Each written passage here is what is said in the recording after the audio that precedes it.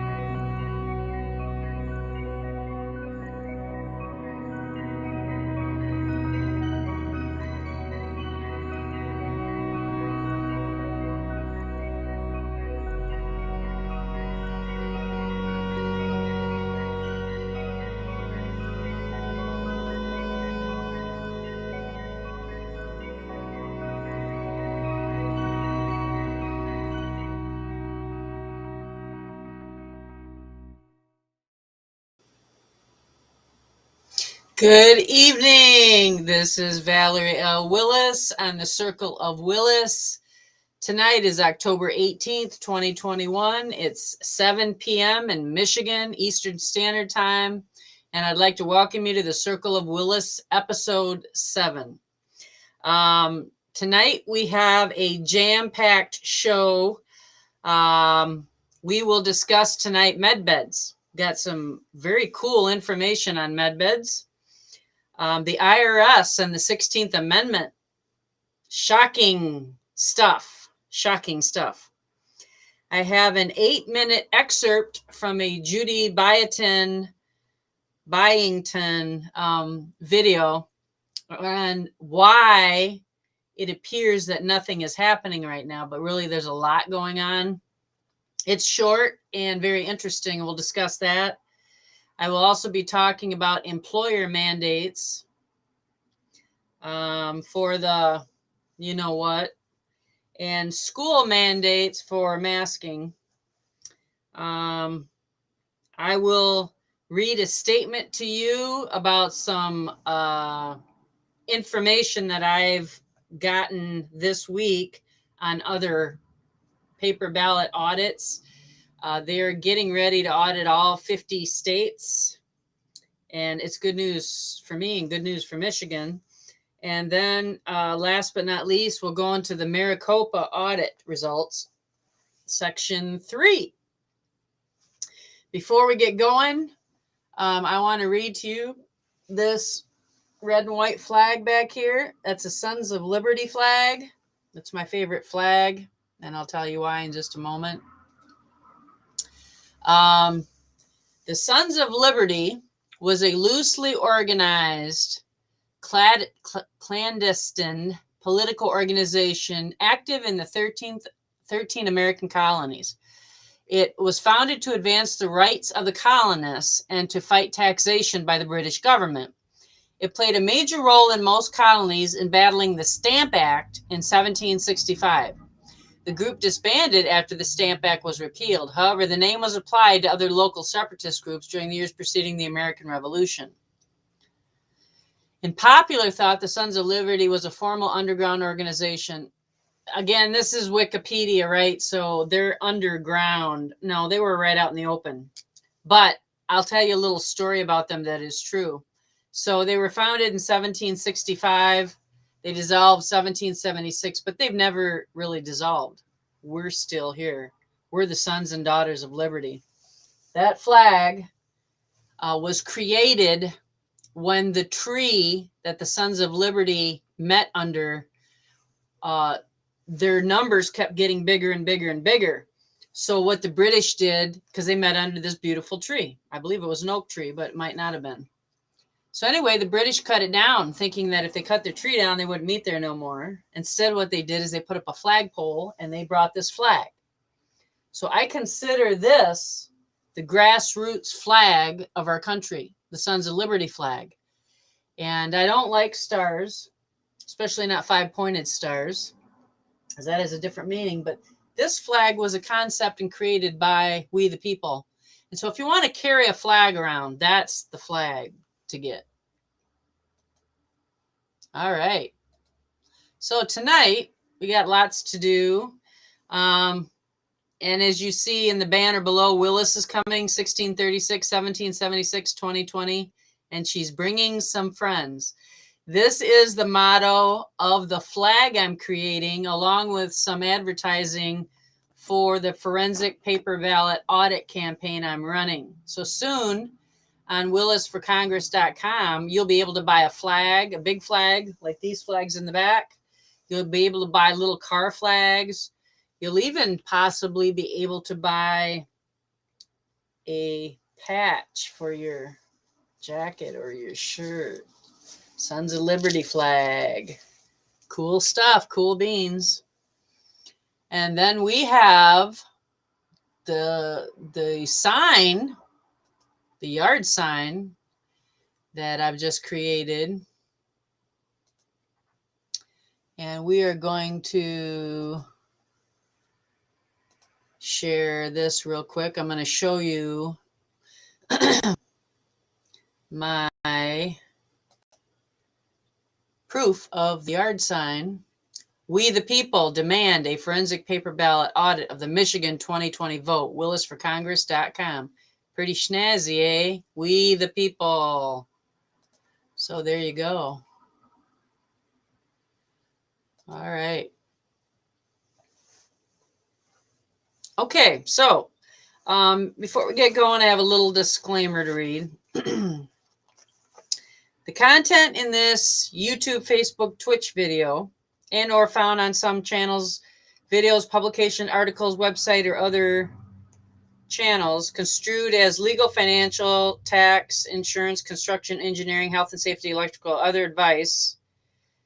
It is your responsibility to verify all information. I am not a CPA, an attorney, a contractor, lender, broker, or financial services expert. This video and other video creative works by Podcast for Freedom is for entertainment purposes only. Excuse me. So you need to verify. That's our disclaimer. I've been doing a lot of talking this week. All right, so our first discussion will be on med beds. And I had a wonderful letter sent to me by a good friend of mine. And it was taken from an October 11th update by Judy Byington. She is a very cool person, and she gives a lot of information. And it's just very cool what she does.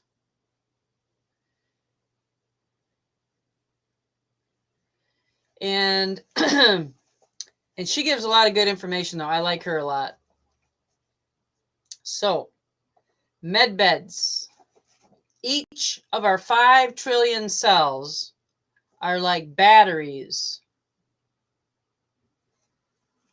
with a store of energy. When we were born, all our cells were fully charged to the optimal 70 to 90 millivolts. As we age, or when there is illness or stress or toxins in the body, our cells become depleted in energy. That makes sense. What do we say when a battery loses its charge? We say the battery is dead. The same with cells. When their energy is low, the cells are weak, and when they lose their charge, they die. A cancer cell has very low energy, but instead of dying, they multiply mutated cells exponentially in an effort to stay alive. When you return cancer cells to the optimal 70 to 90 millivolts, they can stop multiplying. Once cells are restored to their full energetic vitality, they go to work, doing what they do best, repairing DNA, producing ATP, the body's energy molecule, and reproducing healthy copies of themselves. I believe we have chromosomes, not DNA. And there's a reason why, but you must check that out for yourself. It may be said that old age, sickness, and death is caused by cells dying faster than the body can reproduce healthy, vital cells. Anti-aging, then, is simply when vibrant cells reproduce faster than unhealthy cells are dying. Energy permeates our world, our universe, and all people, down to our cells, our molecules, and all atoms. Our energy field is the collective sum of the energy of each of our trillions of cells. Medbed biohealing devices are a breakthrough technology with the capability of harnessing a field of pure life force energy.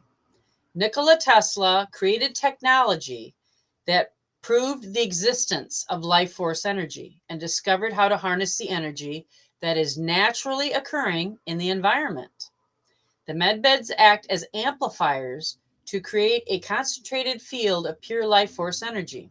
Essentially, these devices are creating their own environment, and as long as you are within this environment, your cells will be able to uptake this vital force of nature as needed, utilizing as much life force as necessary for optimal cellular support and functioning. Life force energy is what we are made of and what nourishes our body at a cellular level. The more life force energy our cellular structures have available, the more they are able to recharge themselves and activate their own self-repair mechanisms. The body is incredibly intelligent. And I just love that. Now, a lot of the technology that's been suppressed for the last 100 years, they say there's 6,000 patents that haven't been allowed to come to fruition. And we know that Nikola Tesla patents are a big part of that would have helped mankind. That's what he was all about, helping people. So that is our little spot on the med bed. And I love the med bed idea, even if, because I haven't seen a med bed yet. I've seen some pieces of equipment that are med bed like the little gadget that you put your feet in the water and it removes the metal from your body and blood. I have one of those. That's a great machine. And I can give you more information if I get some people that want to have me talk about that. It's absolutely fabulous idea, but just the idea that we can use a medical technology device that supports our body instead of attacking us or making us weaker or giving us medicines that make us sick. We can use a technology that's coming. It's not here yet, obviously. It's not been released to the public, but it's a technology that will help us heal our bodies. Our bodies, according to research, and I'm going to have to obviously do a show on this in the future, but our bodies are rated at 1,200 years. Our bodies were built to last 1,200 years. That is in optimal circumstances. That's not including diseases and everything that's moved in on us, our bad air, bad water, everything like that. So obviously we suffer from environmental toxins and problems. But in the Bible, if you go to the Bible, many of the people lived 800, 900 years. And no, that's not a fiction. They lived that long. So there is a lot of facts all around us if people choose to look at them and take them at face value. All right. Now, the next thing I have, I think I'm going to do the Judy Biotin 8-minute video next, and we'll see if this will work. All right. Let's see here. Okay. Let's see if it'll share. Okay. It's sharing. All right. Here we go. All of this is part of the devolution process, which seeks to expose all of the corruption within the establishment. All of the systems must be shown to be corrupt to the core before the public, so that the public will overwhelmingly support military intervention. And I think this is very, very important. And by overwhelmingly, we're talking about upwards of 80% of the population. And as Juan points out, we're not talking about upwards of 80% of Republicans or Trump supporters or conservatives. We're talking about the entire population. I'd love to know exactly where we are at this point, but, I mean, it was about, I think it was a month ago or so, we were talking about how we felt as if we were there. Okay, I'm going to pause it for just a moment now because we want military intervention. That statement makes me very nervous. We do not want military intervention. If military intervention were to come forward, that means our government has failed. Okay? Now, what kind of military intervention are they talking about? U.S. military forces? Chinese UN military forces? There's battalions in Grayling on the Canadian border, further in Canada and down on the Mexican border, of Chinese UN soldiers. What are they there for? So this statement about military, we're going to call for military intervention. Okay, we'll let him talk some more, but that makes me nervous. Just that idea there. Okay, let's go back to the video. In terms of the overall percentage of the public who would awaken, that we had kind of finally checked off that box and we were waiting for some other things. But one seems to suggest that we might not be there yet. And I think when you think about it, I mean, would 8 out of 10 people in the entire United States support military intervention at this point? Probably not. Are people waking up in mass? Absolutely. Are they not trusting the mainstream media? Absolutely. But the idea of a comms blackout, an EBS, God only knows, tanks on the streets, and the military arresting 98% of government. That's a whole different animal in terms of public support. Has to get. Okay, let's pause there. So what he's stating is the reason for the military to come is to arrest 98% of the government. Really? Okay, let's continue. Really, really bad before 80% of the people or more are going to say, yes, please come. Get rid of these people. So Juan reminds us of a couple of really big tells if you're looking for the truth beneath the surface, which I know you are, which is why you tune into this show. And these are things that you already know, but sometimes being reminded of certain things at certain key moments. This fridge plug, here we go. Plug it. For me anyway, it helps restore my faith and helps, recalibrate me and my expectations where I think we are in the plan. And it really rejuvenates my faith. And the first one he talked about, he said this fake Biden administration, they couldn't stop General Flynn's brother, Charles, from being given command over our military forces in the South China Sea, which of course is a direct threat to China. If Biden was really in control, he'd never let that happen. And of course, we still have Durham's investigations ongoing. If this fake president, and had he been in control, that would have been priority number one to get rid of that. Now, he makes a good point here where if Biden was the president, he could have stopped General Flynn's brother from taking control of the Eastern forces and stopping China. So that is a very excellent point that he made right there. Let's continue.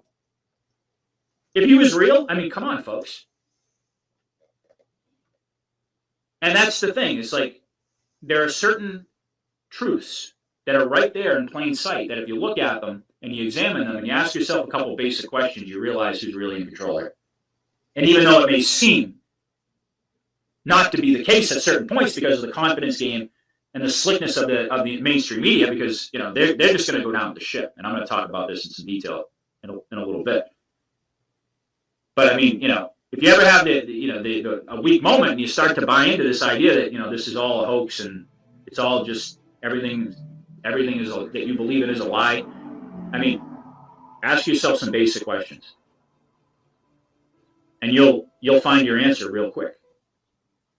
You know that none of this makes sense, and as much as you're angry and frustrated, some of you, and I have to include myself at certain points, if I'm being honest, it doesn't change the fact that we still have the ability to be able to discern the truth when we actually apply logic, truth, and common sense. We have that ability. That's why you listen to this show. That's one of the many. And that's true. We have the ability to discern truth. And when someone is shoveling crap, which we get crap shoveled on us, over us, up to us, and shoved in our mouths all the time with all the weird stuff that is going on in our world, we know it's garbage and we know it isn't truth. And that's not what we men, women, and children on the land want. We want truth.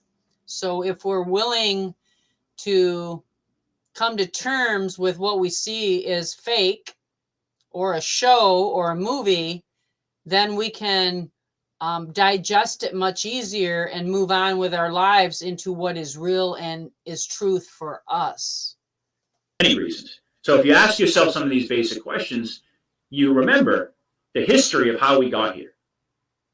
Because sometimes we get so caught up in our expectations that we forget about the journey, the path that it took to get here, and all the things that we learned along the way that led us here, that led us into faith in the drops, in the plan, in this whole movement.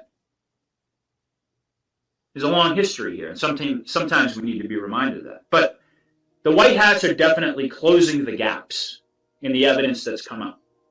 And one got into this, talked about that, how they're in the process of tying all this information together into a coherency. And once this process is complete, and it's nearly done,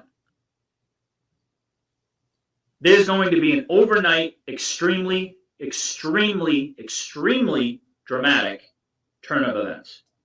Okay, so a lot of people have been complaining or just expressing their feelings out loud about how Trump was supposed to come and save us before now. Okay. People, there's nobody coming to save you. Nobody's coming to save you, your family, your assets, your job, nothing. No one's coming to save you. You have to save yourselves. Okay. And the whole idea, and I can't stomach it. Okay. It's not believable. Why? Wait right here. I'll go get help. We're supposed to sit still and not move and not defend our lives and not stand up for ourselves because somebody else is going to save us. Are you kidding me? We don't do that. We don't sit still. We don't wait for stuff to happen. We go out and make things happen. So this whole thing, this whole idea about a man, I don't care what man it is, or several men are going to come and save us, is malarkey. You have to save yourselves. But the one thing I like about this video is that he says they've been tying up loose ends. I agree with that. I believe that. And they're trying to make a coherent story, a coherent way to tell what's been going on for 6,700 years since our world was taken over by a bunch of bad people. Okay? And just recently, in the last 100 years, our conscience, our ability to discern, the rising of our spirits has changed. The frequency of the planet has changed.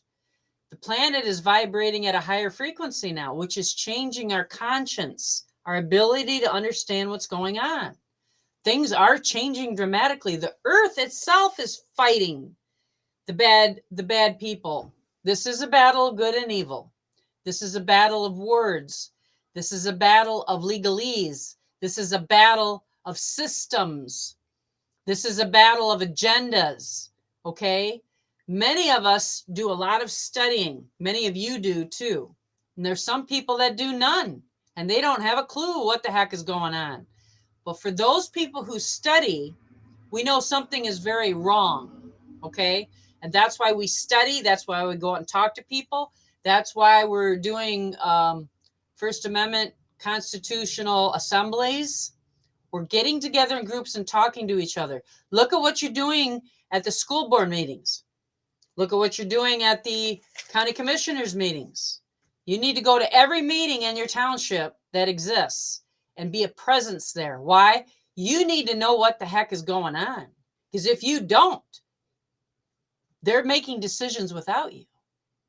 If you're there and you voice your opinion, then they're making decisions with you. But getting back to this video, so what the white hats are doing right now, which I believe that, they're tying things together. They're tying up loose ends.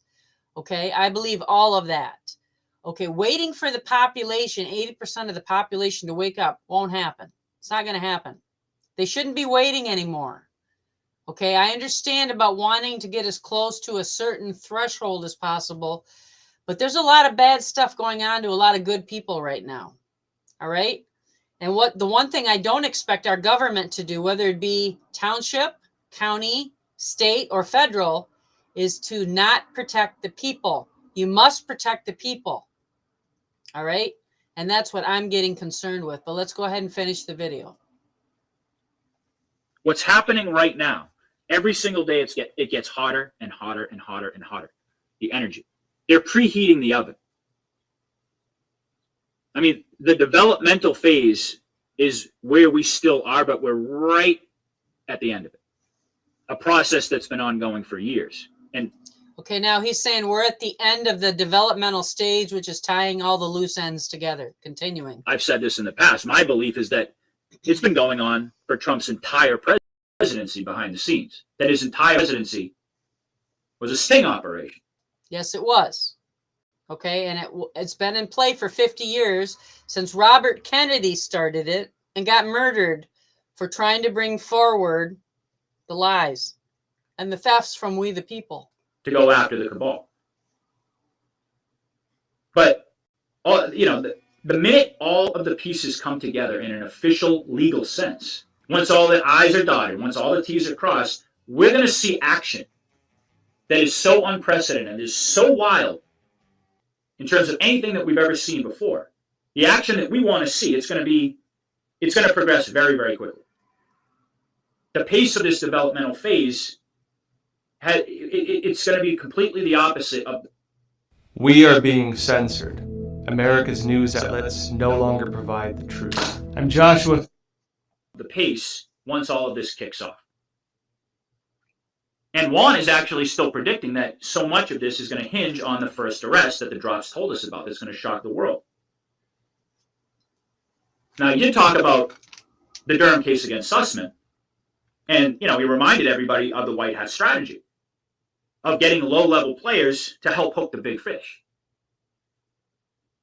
One charge, that's all they gave this guy, is a clear indication that he's a cooperating witness. He's playing ball. And everybody in trouble is looking to make deals, but of course the mainstream media is trying their usual tactic of perception is reality. They've created a world where perception is reality for most people. This is what they've indoctrinated us with. If we don't perceive anything to be happening, then it must not be happening. And this is the conditioning that even us, the awakened, need to continue to break.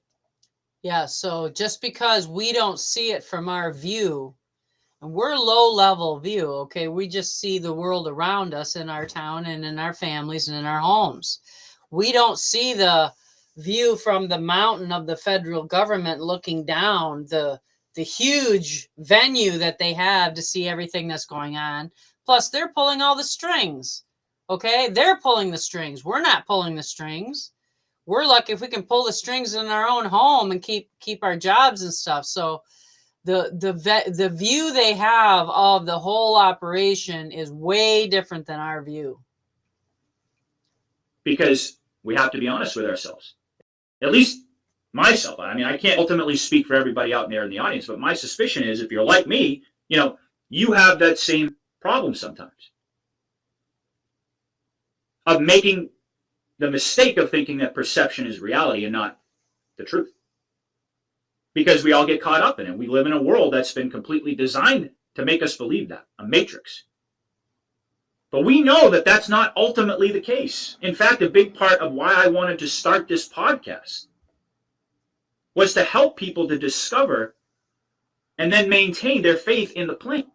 And I started my podcast here with my friends because I wanted people to educate themselves on what their truths are and walk their journey to their freedom. Okay, we are all slaves. We have been enslaved for 6,700 years. And if you go on podcastforfreedom.com and even look around just a little bit, you will see that there's a whole new world out there for us, of we the people, for every man, woman, and child on the land. We can be free. We can live free. But you have to educate yourselves and you have to want it. Okay? Is there a queue? I don't know. I assume there is. Okay, Trump is real. I know he was our former president. But that's as far as I can see. Meanwhile, I have to live in here and in here. And in the process. And I knew that it was going to be a journey. I knew that it was going to be painstaking. I knew full well that as an information warrior, myself and all the other people out there involved in this fight, we need to constantly not only expose the deception, but also shine light on the truth about what's happening behind the scenes and beneath the surface. And for their part, the cabal really is focusing on defending themselves from federal prosecution. I mean, many without even realizing that the military tribunals were already ongoing and were always a part of the plan. And that, of course, is the counterpunch that we're all waiting for. And that's the end of the video. Pretty cool, huh? That was a good video. All right, so we broke it down little by little because that's the way I like to take stuff in small chunks. I'd like to bring up one thing here. I would like everyone to go to WillisForCongress.com, WillisForCongress.com, and sign the petition to forensic paper ballot audit the Michigan 2020 vote. All right, you donate $3 because we have to raise money to pay for the forensic audit. MARICOPA's was $23 million. We're going to have to raise quite a bit too. And by the way, don't give money to anyone who isn't a damaged claimant. Willis is the only damaged claimant, and that's why I'm doing an audit, because I am a damaged party. Okay, votes were stolen from me. I have 300 pages of proof and evidence to this. I am preparing my case. All right, so other people are going to say all kinds of things. Other people are going to fill out all kinds of affidavits. An affidavit is not a damaged party. You have to be a damaged party to bring forward a lawsuit. The Michigan Supreme Court already warned Sidney Powell, Giuliani, and all other Trump lawyers about bringing forward fake lawsuits. And Matt DePerno better start reading the newspaper and educate himself on bringing forward false lawsuits, which is what he's doing. He has no damaged party to bring forward, okay? He's just collecting money. Okay, I'm bringing forward a lawsuit with evidence. So remember that. It's very important. All right, now what we are going to do is we are going to go into the topic of the IRS and the 16th Amendment. Now, I have an internal memo, an internal memorandum that was sent to me. And, well, it's on the internet.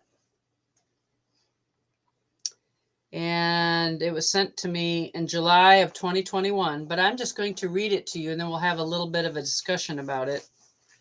This is from the Internal Revenue Service, Department of the Treasury, to all district directors, April 4th, 1985. On March 5th, 1985, a charge of tax evasion was filed in the U.S. District Court in Indianapolis, Indiana, by U.S. Attorney George Duncan. The charges were dismissed. The defense attorney, Lowell B. Craft of Huntsville, Alabama, presented irrefutable evidence that the 16th Amendment to the U.S. Constitution was never properly ratified. This amendment, which established the, quote, income tax, end quote, was signed into law despite serious defects. In reality, only 2 states ratified the amendment, and ratification requires 36 states to be valid. The effect of this is such that every tax paid to the Treasury since 1913 is due and refundable to every citizen and business. The official position of the service is, as it has always been, to aid and assist the citizens of the United States. We will not publish or advertise this finding, as a total immediate refund would cause a serious drain on the resources of the Treasury. For those citizens who become aware of this finding and apply for a total refund, expedite their refund documents and as quickly and as quietly as possible. A simple 1040X form will suffice until a new form is designed and printed. Advise each of your managers they are not to discuss the situation with anyone. There will be no written communication, and you are to destroy this memorandum. The Secretary of the Treasury assures me that there will be no reduction in the workforce as this refunding activity will take a minimum of 5 years to complete. Further directions will be forwarded as the need arises.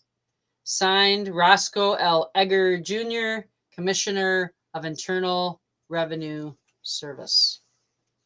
What do you think about them apples? So it says here, and this was a court case in Indianapolis, Indiana, March 5th, 1985, in U.S. District Court by U.S. Attorney George Duncan. The defense attorney was Lowell B. Craft of Huntsville, Alabama, and he presented irrefutable evidence that the 16th Amendment to the U.S. Constitution was never properly ratified.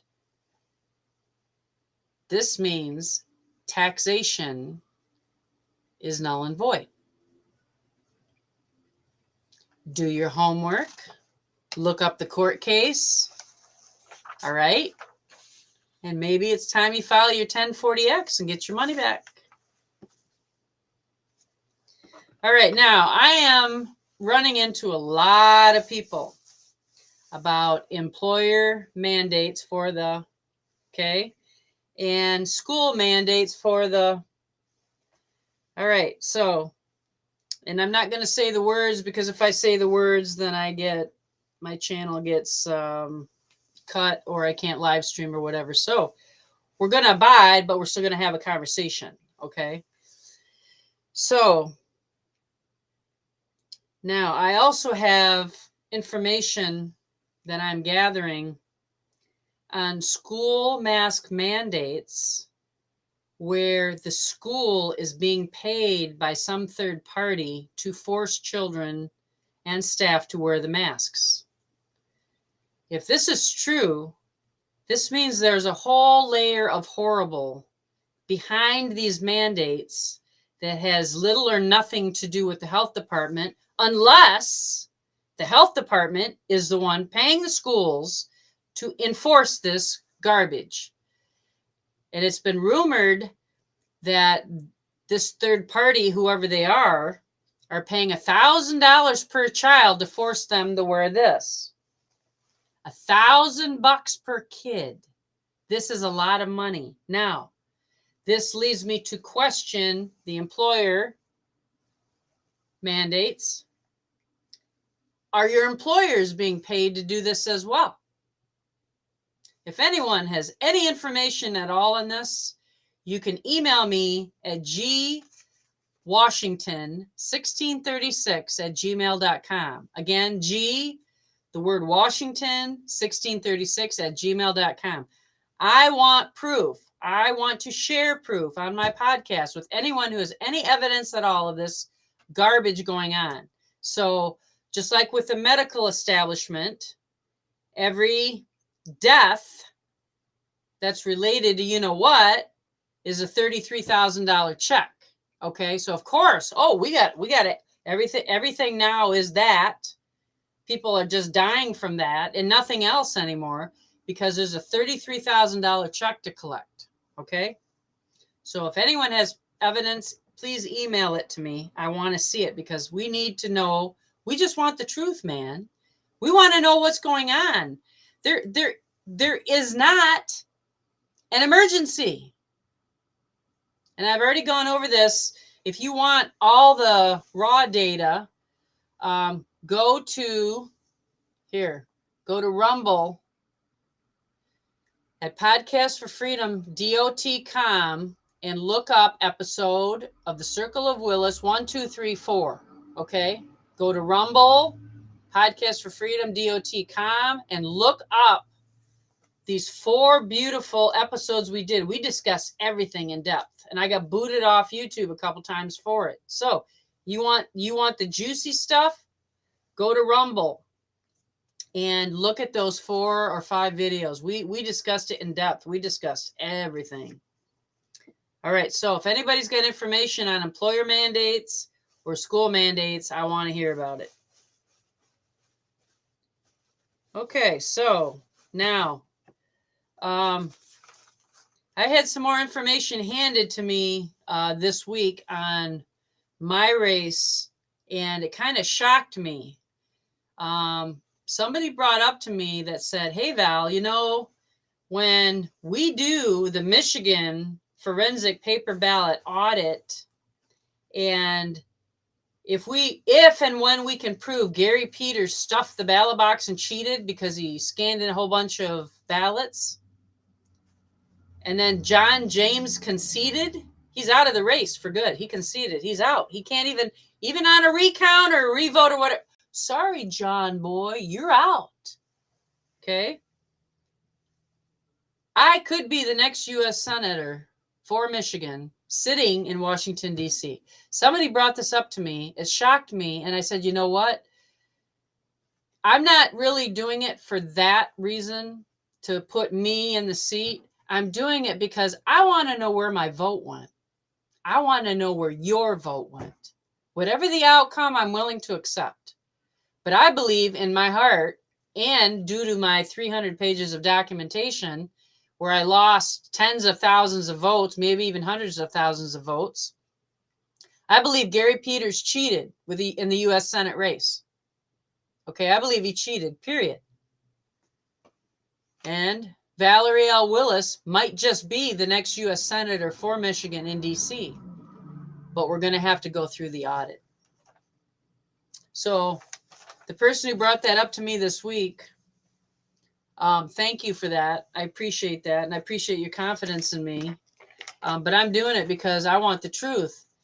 And I'm going to only support legislation for our voting that requires and gets rid of all computers. We're not going to use computers to count anymore. We can go back to we the people counting the paper ballot audits. If it takes us 10 days, 15 days to count the paper 2 or 3 times just to make sure that the numbers are right, that's okay. We got the time to do that. But scanning stuff through a computer where people are changing stuff at will, no, we're not going to do that no more in Michigan. So I'm totally against that. All right, so for our last, hang on one second. For our last piece of the evening, we are going to look at the section 3 of the MARICOPA audit and go through. We have about 20 minutes left for the hour. And we're going to do the MARICOPA audit in full, a piece at a time per week. So you need to tune in next Monday. Let's see what date next Monday is. Next Monday, the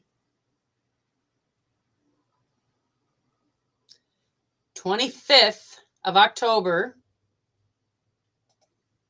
at 7 p.m. Michigan Eastern Standard Time. You need to log in and be available on the call. You can join the chat, and you can also be a guest if you contact me ahead of time. So you can contact me at gwashington1636@gmail.com if you'd like to be a guest, if there's a particular topic you want to talk about.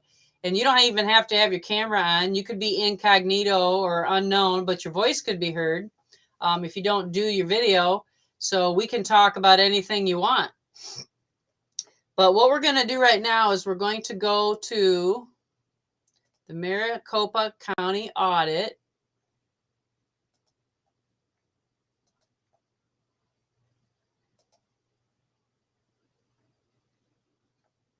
Okay. There it is right there. We're going to share the screen. There we go. And we are going to go over the Maricopa County Forensic Audit, Volume 3, Result Details. I'll do this for about 20 minutes. Work performed for the Arizona State Senate. Cyber Ninjas. Contact information. So the main guy who did it, his name is Doug Logan. His phone number is 941-364-6527. He was the principal consultant. So the table of contents, we've got contact details, document overview, tally results, presidential race, Senate race, voter history, ballot, certified results finding, ballot scoring methodology, finding summary table, critical findings, high, medium, and low findings, informational findings, voting machine findings, voting machine scoring, digital analysis summary, finding summary table, and high, medium, and low. And it's 90 pages. And you can just Google it and find it online. Okay. The audit was designed to be a comprehensive review of the results of the Maricopa County 2020 general election to confirm the effectiveness of existing legislation. To confirm the effectiveness of existing legislation? That was not what it was for. It was to find out if the vote count was right. So from the get-go of the findings by cyber ninjas, they wanted to find out if they needed more laws to enforce more election laws. That was not anything that anybody was doing. See, that's how you know this is horse shit, okay? Or horse feathers. And to provide additional insights on possible areas of information-based legislation reform that could ensure an even greater level of integrity and accuracy in how elections are conducted. I'll give you one. Hand count the ballots and get rid of the computers, and then you'll have real people that won real races in real seats. This audit is the most comprehensive election audit that has been conducted. It involved reviewing everything from the voter history for the election to retallying all 2.1 million ballots by hand, to performing forensic photography and review of the paper ballot, to conducting cyber forensic imaging and analysis of the provided voting equipment. This extensive process involved over 1,500 people who contributed a total of over 100,000 hours of time over the course of more than 5 months from when SETA began to when this report was completed. This volume of the report serves to outline details of the results from the audit, including all the data and evidence to support the conclusion of the report. Tally results. The audit included a full hand recount of all 2.1 million ballots from the 2020 general election. During this process, all original ballots were counted, as well as those ballots returned from duplication.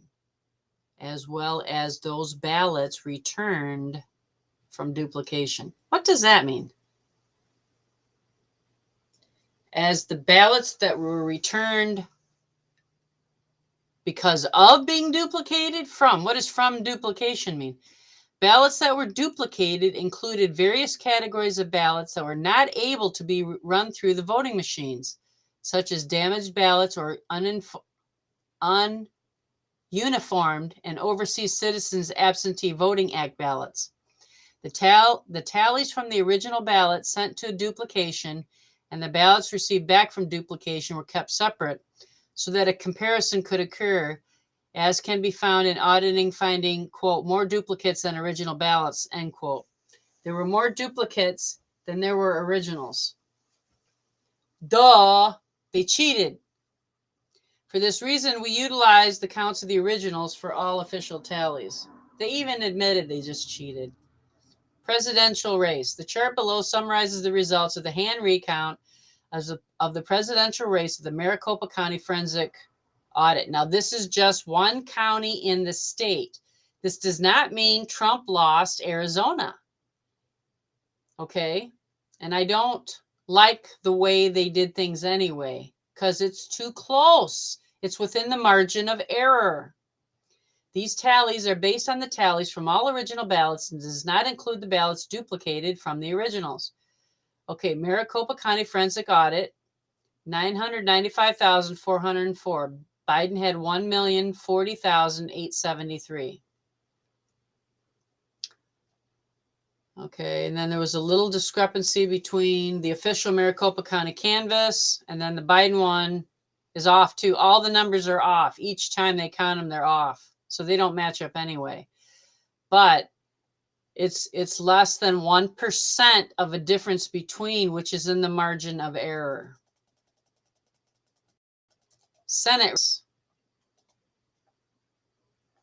The chart below summarizes the results of the hand recount of the Senate race of the Maricopa County Forensic Audit. These tallies are based on the tallies from all original ballots and does not include the ballots duplicated from the originals. And it gives you a note. Vote totals are slightly off, primarily due to small differences in hand counts among the 2.1 million ballots. They're off anyway because of the cheating too. Maricopa County Forensic Audit.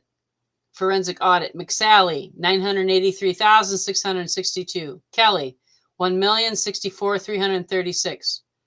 Write-in over or under. There's 40,398. Total, 2,088,396. The official Maricopa County canvass had less for McSally and more for Kelly. Okay. Voter history, ballot, and certified results findings. The following section outlines all findings related to voting history, ballots, and the certified results. This section covers everything that directly impacts the counting and accounting of the results. Ballot scoring methodology.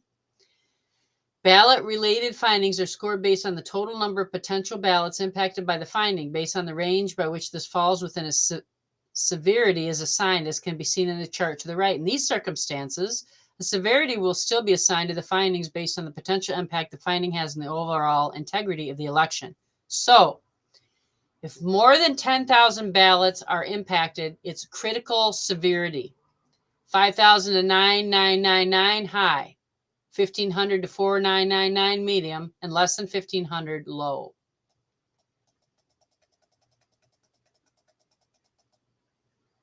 Okay, got a little ahead of me. Finding summary table.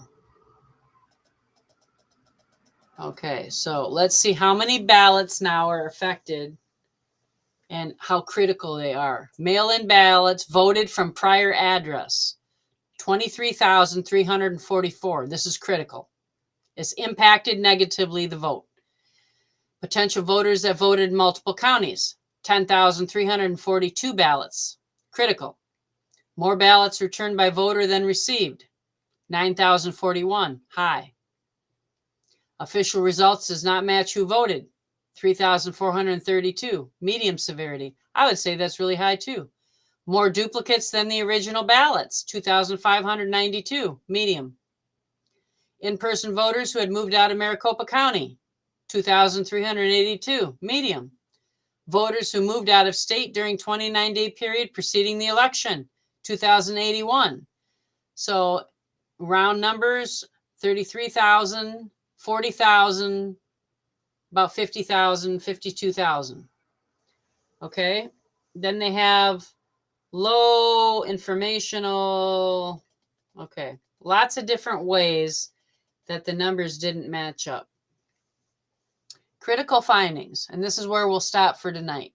Mail-in ballots voted from prior address. Ballots impacted, 23,344 ballots.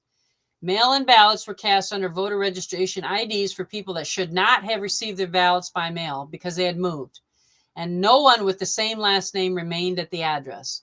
Through extensive data analysis, we have discovered approximately 2,344 votes that meet this condition. Mail-in ballots are, by Arizona law, ARS 16-558.01, never forwarded.